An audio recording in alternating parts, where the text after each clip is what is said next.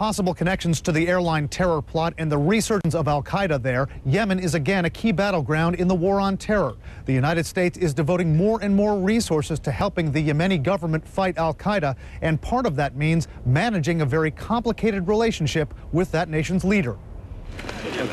He says that ruling his own country is like dancing on the heads of snakes, and he has perhaps the most fragile hold on power of anyone who's governed for so long. Since 1977, Ali Abdullah Saleh has used his political savvy and sometimes force to maintain his leadership in Yemen. He's now one of the most important players in the Middle East for the United States, launching a major campaign against an al-Qaeda affiliate that's taken hold in his country. Analysts and former officials who've dealt with him say he's never been a completely reliable partner, but they say America and its allies are stuck with him. While President Saleh dealing with him can be very frustrating and his policies on terrorism can be inconsistent, there are no good alternatives. As a top counter-terror advisor to President Bush, Fran Townsend, now a CNN contributor, had several important and often tense meetings with Saleh. As Townsend points out, he's often talked commitment. Terrorism is damaging our image, is damaging our reputation, is damaging our economic interests. So we are going ahead to combat terror.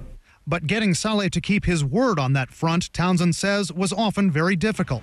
She points to the aftermath of the USS Cole bombing, when some of the plotters were convicted, only to be released later. Since your dealings with him, has he made the strides in the fight against al-Qaeda that would satisfy American leaders? Where are we now in this? I don't think by any administration standards he's succeeded in the fight against al-Qaeda. The good news is I think President Saleh now knows that he's losing the fight against al-Qaeda. Analysts say Saleh's had to balance the fight against terror with his own survival, fending off rebellions in northern and southern Yemen. Keeping his grip, they say, by placing family members and some hardline Islamists in key government posts, a claim he's repeatedly denied. Experts say Saleh's also gone to great lengths to placate the interests of Yemen's powerful tribes.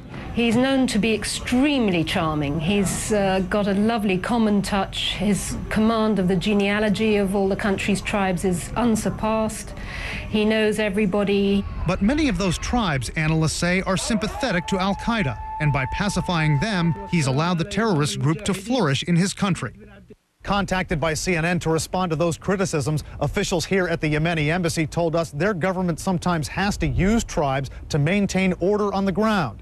They say combating al-Qaeda is President Saleh's #1 priority. As one official put it, their country's been fighting the war on terror since 1992, and Yemenis, he says, are the ones losing blood on the ground. Wolf?